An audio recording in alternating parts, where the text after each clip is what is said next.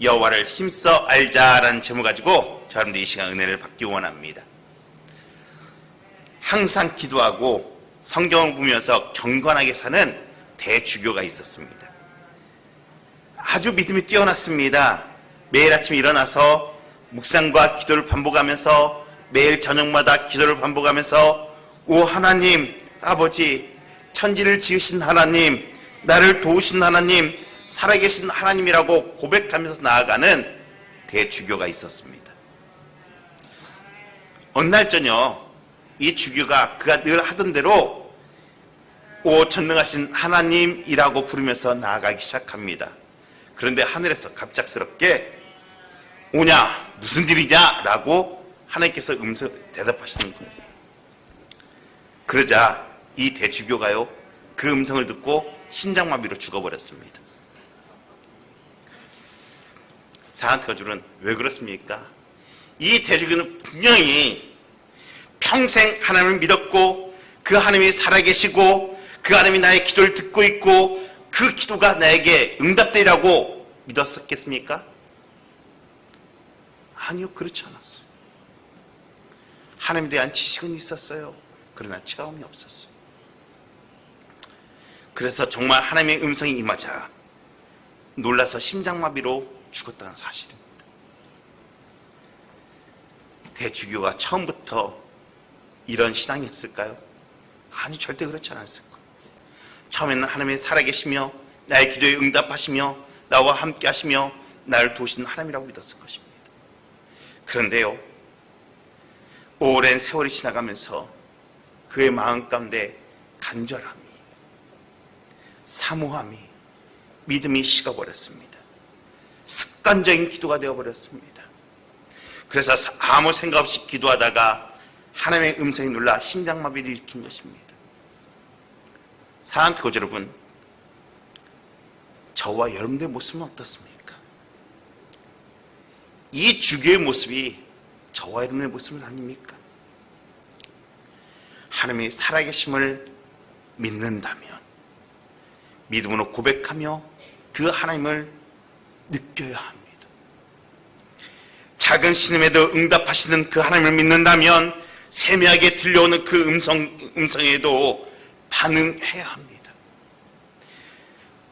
하지만 우리의 모습, 우리의 예배는요, 우리의 기도는요, 형식적으로 습관으로 이제 치우쳐지고 있어요. 처음에는 그렇지 않은데 우리의 본질이 사라지고 흔적만 남아있는 우리 모습이 이 모습이라는 사실이에요. 오늘 본문으로 돌아갑니다. 오늘 본문은요, 호세아 선지자가 지은 책입니다. 이분은 주전 750년경 북왕국이 멸망한 725년까지 활동했던 선지자였습니다. 당시 여로보암 2세가 죽고 난 후에 모든 이스라엘 백성들은요, 패역이 가득히 했어요.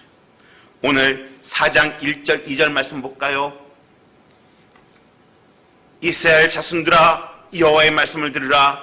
여호와께서 이 땅 주민과 논쟁하시나니 이 땅에는 진실도 없고 인애도 없고 하나님을 아는 지식도 없고 오직 저주와 속임과 살인과 도둑질과 간음뿐이요 포악하여 피가 뒤이음이라 라고 말하고 있습니다. 여기에서요, 하나님을 아는 지식이라고 말하고 있어요. 여기에 안다라는 것은요, 야다, 머리로 아는 지식이 아니에요.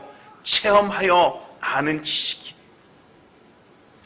이 당시 이스라엘 백성들이 하나님을 몰랐던 것이 아니에요. 하나님을 알았어요. 그래서 제사도 열심히 드렸어요. 그런데 하나님을 알았지 하나님을 인격적으로 만나지는 못했어요.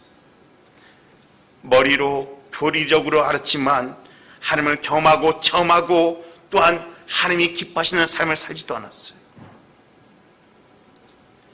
그저 민족의 신이라고 생각했어요. 하나님을 안다고 하지만 하나님의 거룩한 뜻을 따라가지 않았어요. 하나님을 대적하고 하나님 마음을 아프게 했어요. 그래서 호세아는요, 여러분들 여호와 앞으로 돌아오십시오. 여러분들 하나님의 마음을 알아가십시오.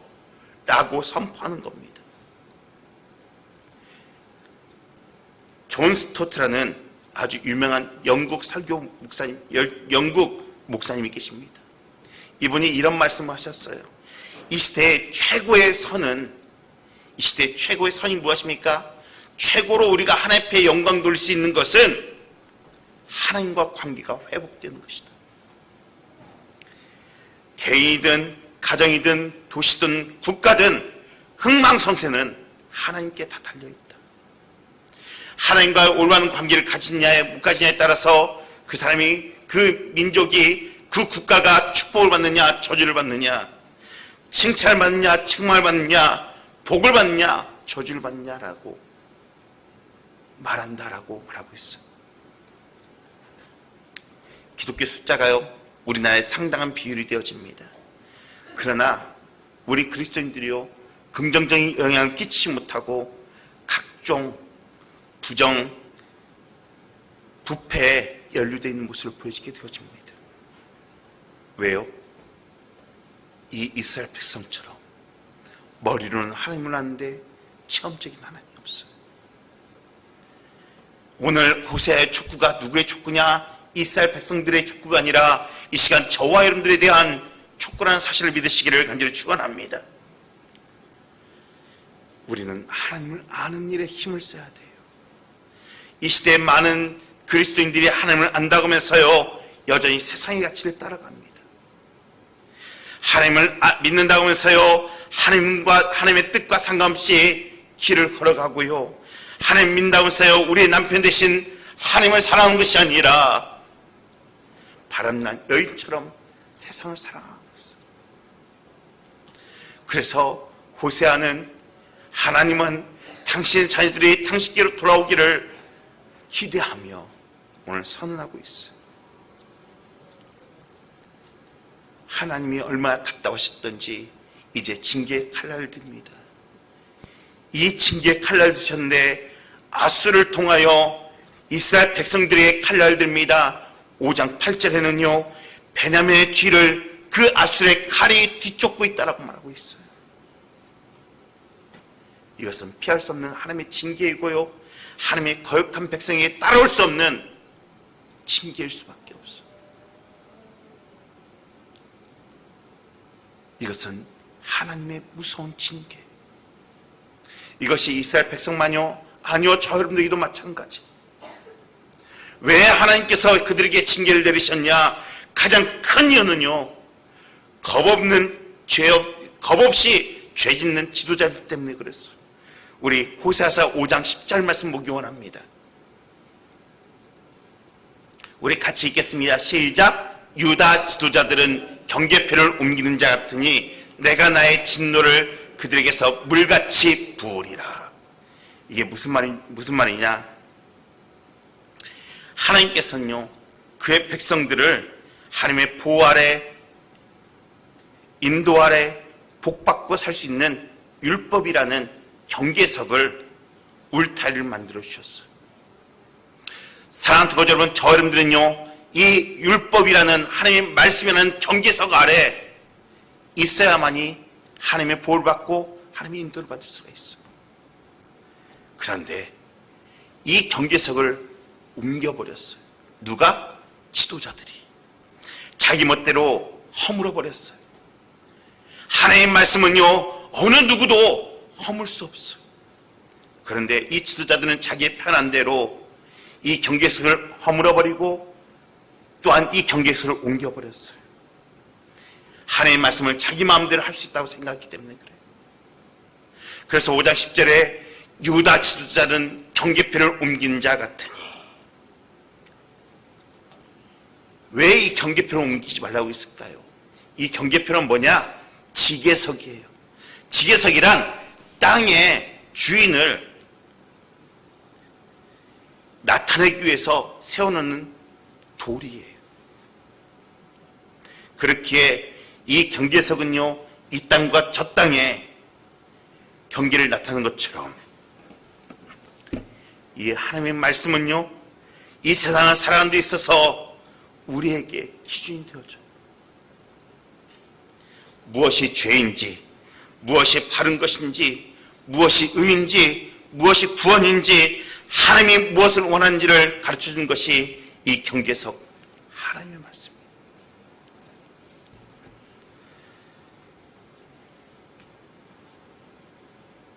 그런데요, 우리의 삶 가운데 이 경계석이 없다면 어떻게 되어질까요? 자기 소견대로, 자기 생각대로 살아간다는 거예요. 사랑하는 교제 여러분, 사람들의 생각이 옳습니까? 사람들의 생각이 의롭습니까? 아니요, 전혀 그렇지 않아요. 우리의 심령 가운데는요, 죄의 성품이 가득 차 있어요.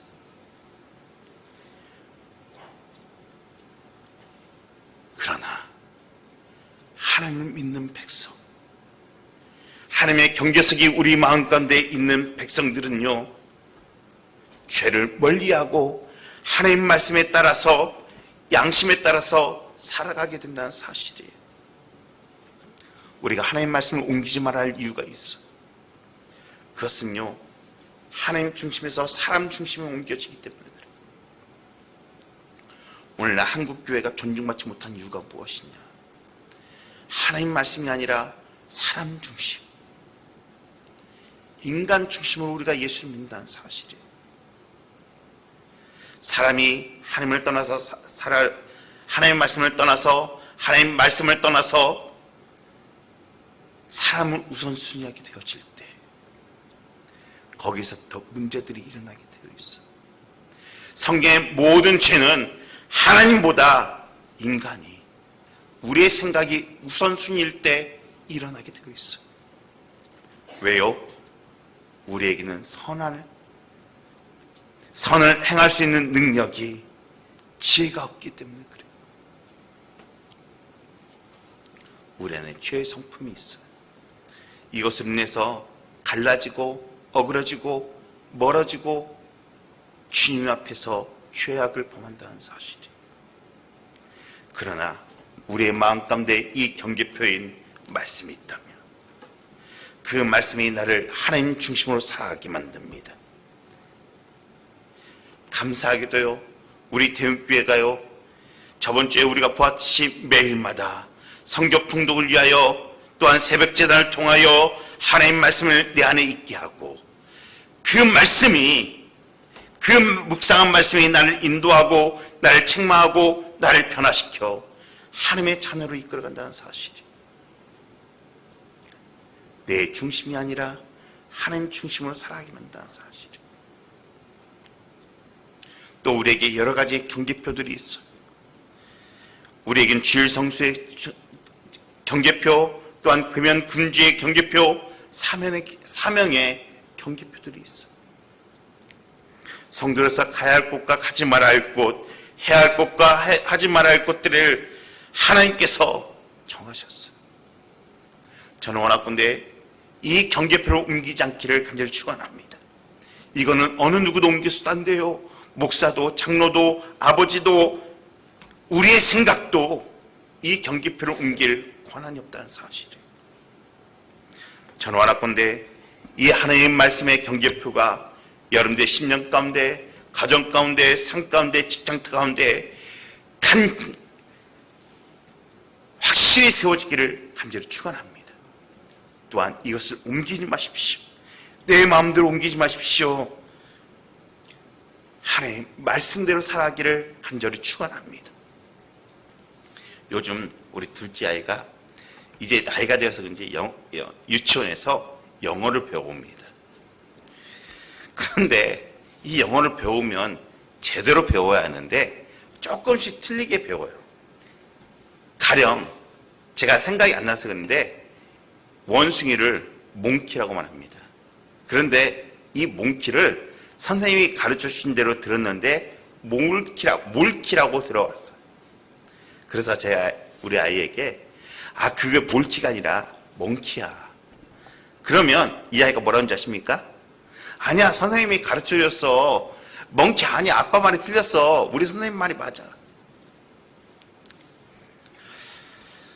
여러분들, 우리 둘째 아이는요, 아빠의 말보다 누구의 권위가 더 서 있습니까? 선생님의 권위가. 제가 왜 이 말씀을 드린지 아십니까? 사랑하는 교자 여러분, 저와 여러분들은 과연 하나님 말씀이 우선순위입니까? 사람의 말이 우선순위입니까? 저는 원하건대 세상의 말보다, 내 생각보다 하나님의 말씀이 우선순위가 되어지는 저와 우리 대형가족들이 되어지기를 간절히 축원합니다. 오늘 이스라엘 백성들은요, 하나님의 말씀보다 지도자, 왕 또는 국가의 지도자의 말들을 더 따랐다는 사실이에요. 북이스라엘 왕국 여로보암 1세가 자기 백성들이 예루살렘으로 예배를 드리러 갑니다. 그러자 이걸 막기 위해서 베델과 단에 금송아지 세우고 거기다가 절하라고 말합니다. 여러분들, 예배는 어디에서요? 하나님이 정하신 곳에서. 그런데요, 왕은 그곳을 가기를 꺼려하고 단과 베델에 금송아지를 세워서 거기에 절하라고 말합니다. 그러면 어떻게 합니까? 백성들은 아닙니다라고 말해야 돼요.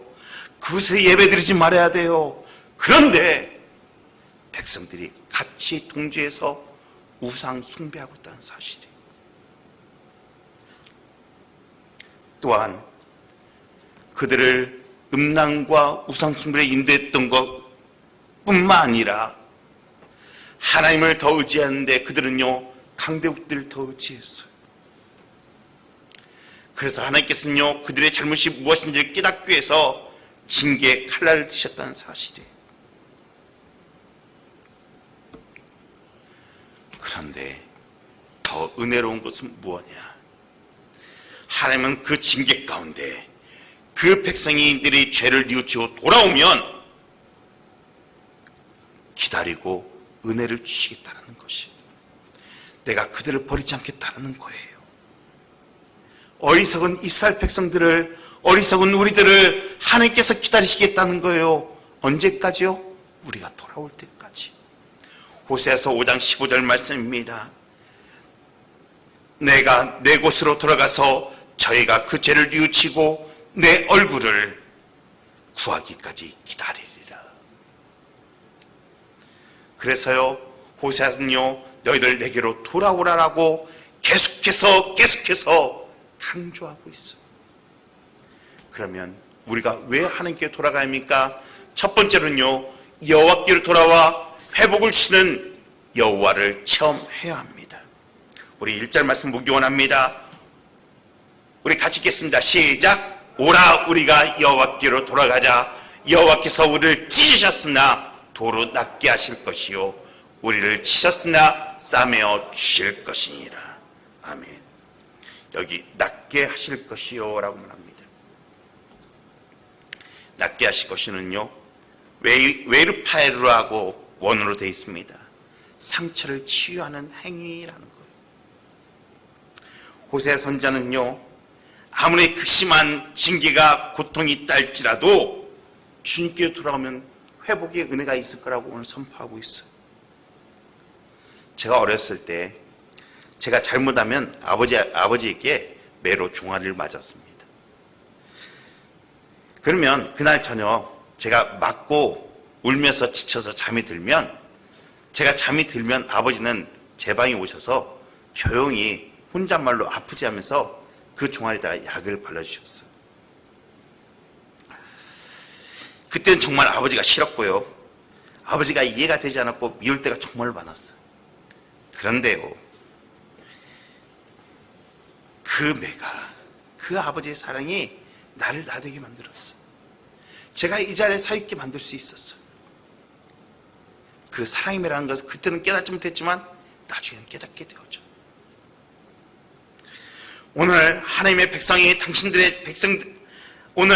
당신들의 백성들에게 범죄할 때 매를 들어 그들을 징계하셔요. 어느 때까지요? 듣지 않으니까 찢을 때까지요. 왜요? 회복의 차례에 오기까지. 하나님께서 세우시겠다는 거예요. 그러나 하나님은 아버지의 심정으로 돌아오기만 하면, 또한 그 돌아오기를 기다리고 있고 돌아오기만 하면 그 아픈 상처를 싸매주시고 고쳐주실 것이라고 오늘 말해주고 있어요.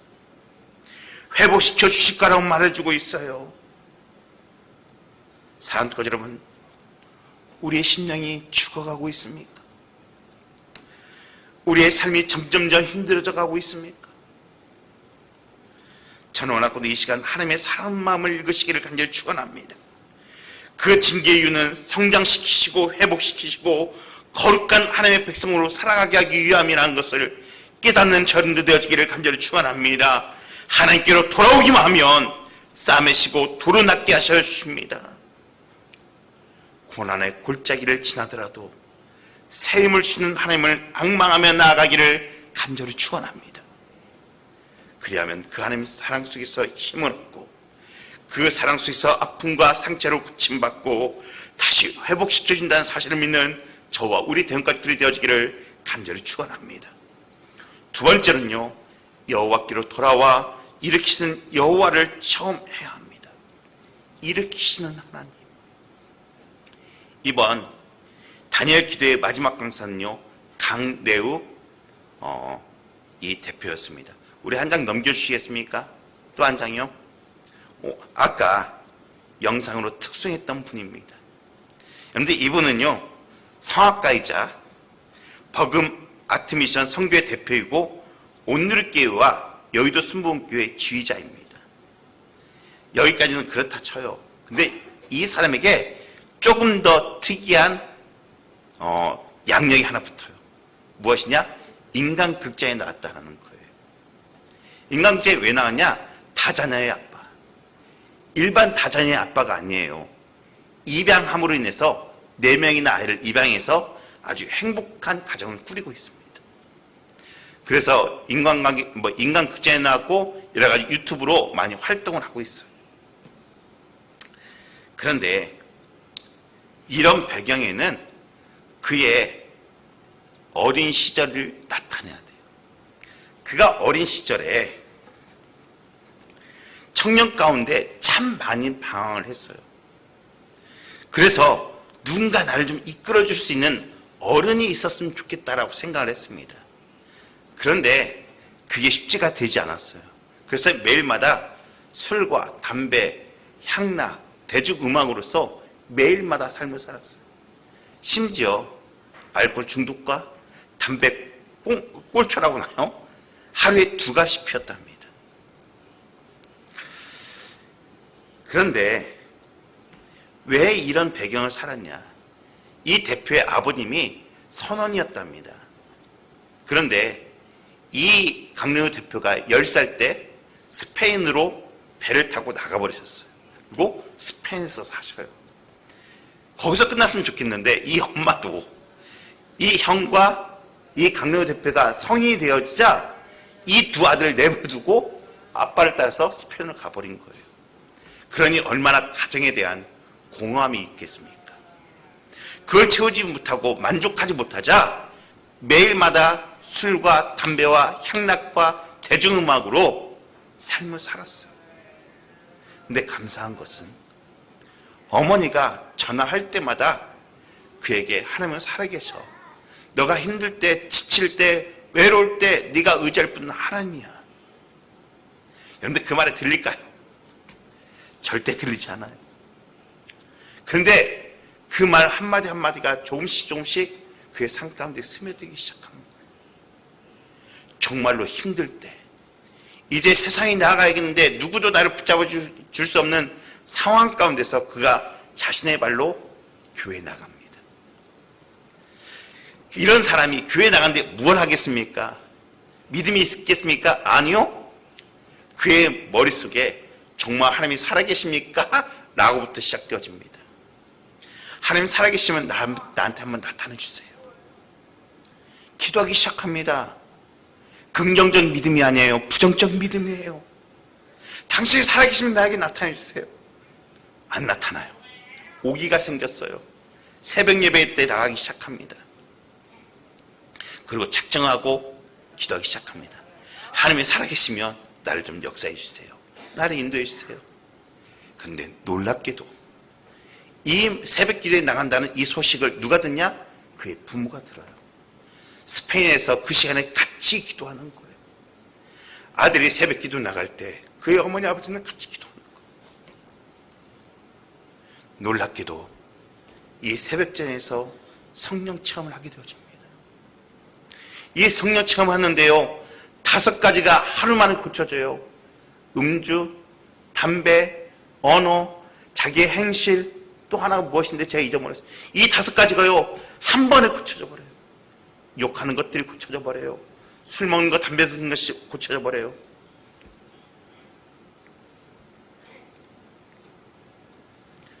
그 처음 후 그는 자신의 삶을 하나님께 드리기 시작합니다. 하나님이 나에게 은혜를 주시기 이전부터 하나님이 나에게 하나님의 자녀로 삼으셨던 그 은혜 하나만으로 자신의 삶을 하나님께 드려요. 놀라운 것은 먼저 그의 나라와 그 의를 구하라. 그리하면 이 모든 것을 너에게 더하시라는 그 놀라운 말씀의 능력들이 그의 삶 가운데 나타나는 거예요. 하나님께서 그를 사용하시기 시작합니다. 또한 그 영광을 또다시 나타내기 위해서 자녀들 입양해서 그 자녀들을 키우고 버금 아티미션이라는 그 중창단을 이끌어가고 있고 또 하나님께 영광 드리는 삶을 살고 있다라고 간증하는 모습을 보았어. 제가 왜 이 말씀을 드립니까? 2절 말씀입니다. 여호와께서 이틀 후에 우리를 살리시며 셋째 날에 우리를 일으키시리니 우리가 그의 앞에서 살리라. 일으키시리니 무엇입니까? 힘없는 자리에서 능력으로 일어나는 행위입니다. 이거는 수동태예요. 누군가 이끌어줘야 돼요. 그 누군가가 하나님의 능력이에요. 멸망과 죽음의 형편에 처한 이스라엘 백성들을요 하나님께서 직접 가셔서 세워주시고 소생시켜 주신다고 오늘 주님께서 말하고 있습니다. 이스라엘 백성들이 바벨론에 의해서 포로로 끌려갑니다. 바벨론 강가에서 울고 있을 때 하나님께서는 그들에게 찾아가 후회하며 통고하는 그들에게 찾아가 돌아오라고 말씀하십니다. 너희들 돌아오면 내가 소생시켜 줄게. 내가 잡아 일으켜 줄게. 오늘 여기에요 참 재밌는 말 나와요. 이틀 후에 우리를 살리시며 셋째 날에 우리를 일으키시리니. 이거는요 히브리어 속담입니다. 내가 너희를 신속하게 잡아주겠다는 겁니다. 일으켜 주겠다는 것입니다. 만신창이가 되어도 하나님께 돌아오면 하나님께서 세워주시겠다는 거예요.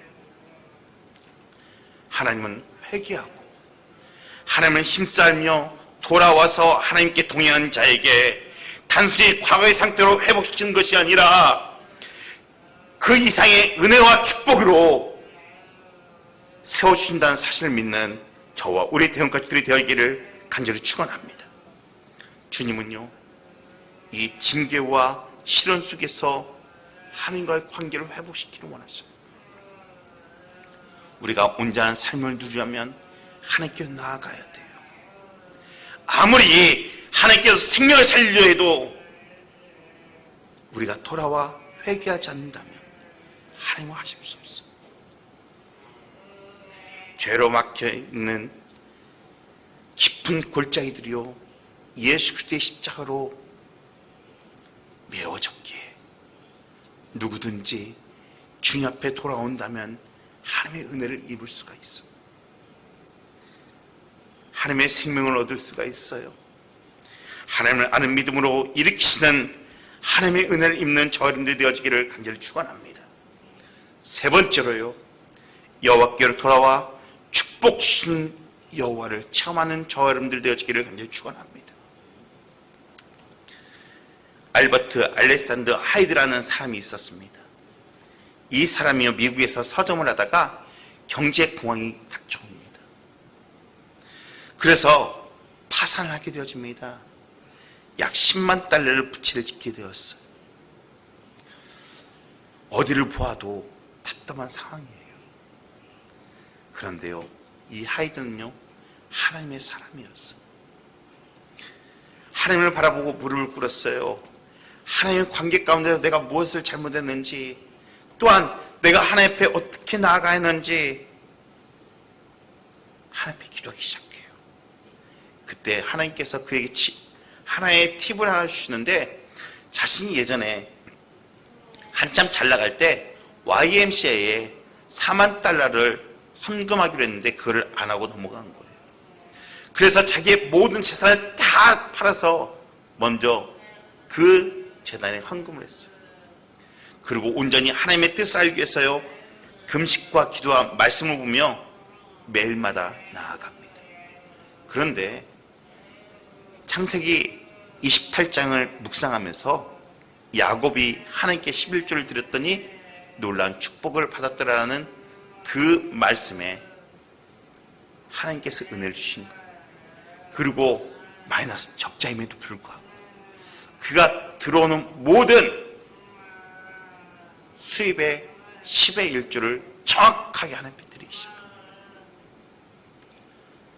그러던 중에 친구에게 연락이 왔어요. 약 구한 친구에게. 약을 만들어서 우리 한번 판매해보자. 그때 만들어진 약이 뭔지 아십니까? 여러분들이 잘 쓰고 있는 맨소레담입니다. 이 맨소레담이요, 미국에서뿐만 아니라 전 세계로 풀려나가기 시작해요. 그러자 그는요, 하나님 앞에 선한 것처럼 10의 1조뿐만 아니라 10의 9조까지 드리기 시작합니다. 선교헌금과 또한 구제헌금에 힘쓰기 시작해요. 그는 문제에 봉착했을 때요, 세상을 바라보지 않았어요. 낙망하지 않았어요. 오직 하나님께 돌아와 엎드렸어요. 하나님과의 관계가 회복되어지니까 하나님 놀라운 주신 축복의 주인공이 되었어요. 오늘 본문 3절입니다. 그러므로 우리가 여호와를 알자, 힘써 여호와를 알자. 그의 나타내심은 새벽빛같이 어김없나니 비와 같이 땅을 적시는 늦은 비와 같이 우리에게 임하시리라 하니라. 오늘 회개하고 돌아온 자들에게 새벽빛같이 주님께서 돌아오신다고 말하고 있어요.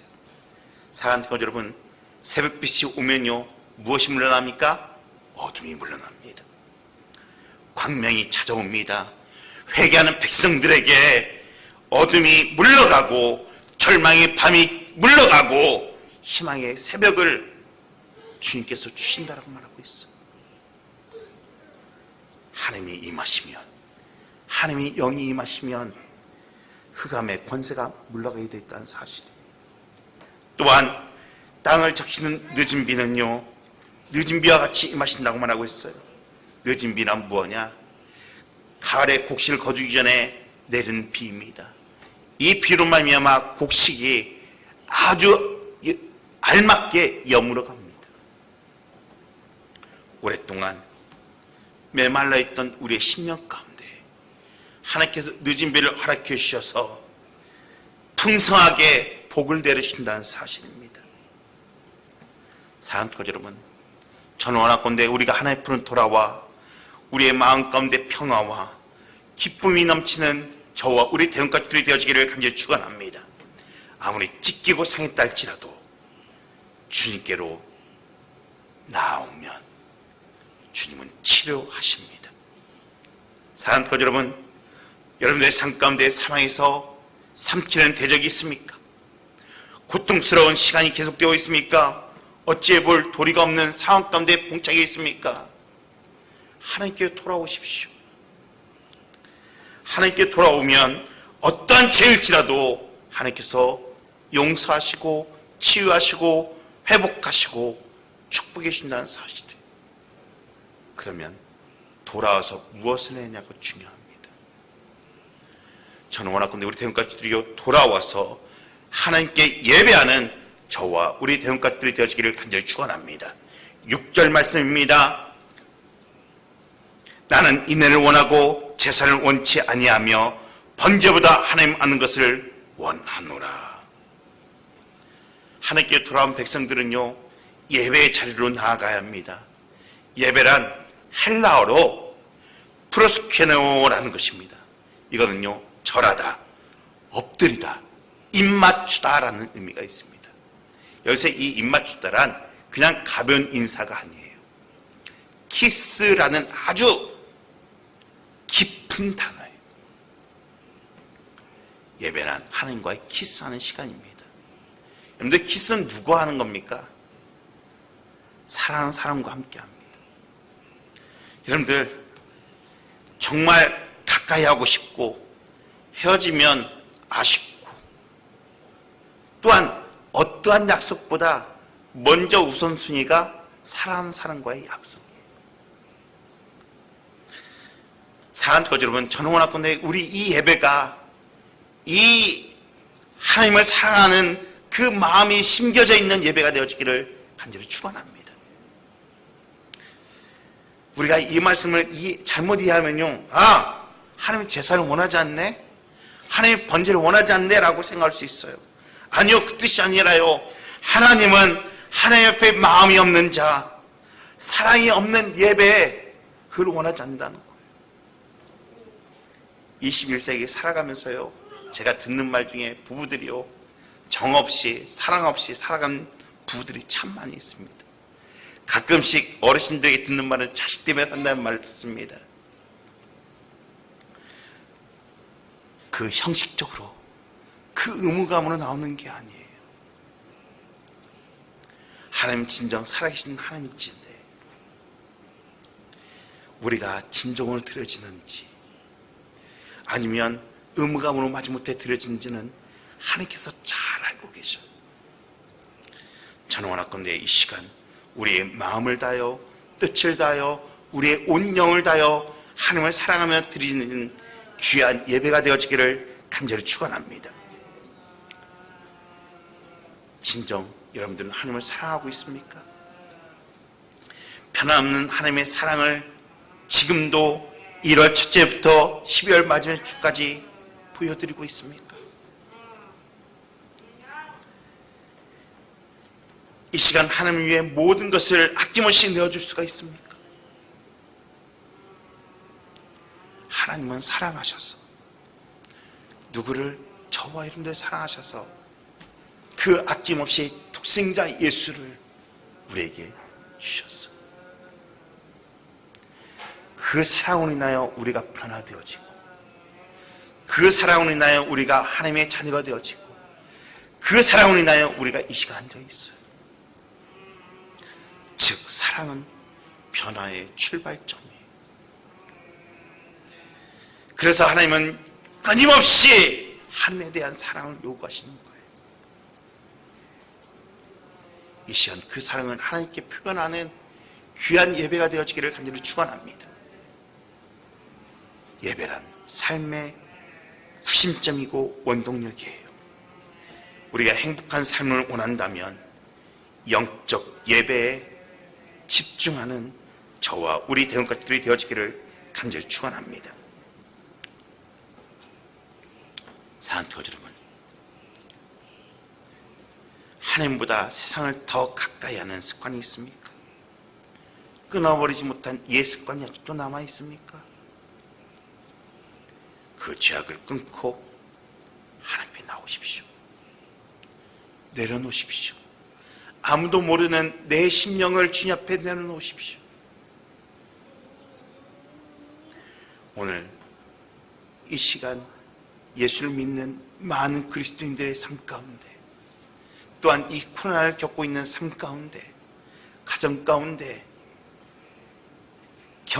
질병 가정 가운데 사업 가운데 자녀 가운데 기도 제목이 없는 사람들이 없어요. 그 기도 제목은 하나님의 징계일 수가 있어요. 그것을 인하여 하나님을 멀리하는 사람들은 참 어리석은 사람들이에요. 아이를 징계하면요, 아이가 엄마 품으로 돌아오면 더 이상 징계하지 못합니다. 사랑하는 거지 여러분, 저는 원하건대 어떤 순간도 우리가 주님 품으로 돌아와 주님 품에 안기는 저와 우리 대원가족들이 되어지기를 간절히 축원합니다. 수고하고 무거운 짐자들아 다 내게로 오라. 내가 너희를 쉬게 하리라. 사랑하는 거지 여러분, 하나님께로 돌아가십시오. 여호와 이름을 부르십시오. 하나님을 사랑하십시오. 그러면 하나님께서 떠오르는 새벽빛처럼 정확하게 늦은 비와 이른 비를 통하여 놀라운 은혜를 허락해 주실 줄 믿습니다. 그 축복을 거머쥐는 저와 우리 대원가족들이 되어지기를 간절히 축원합니다.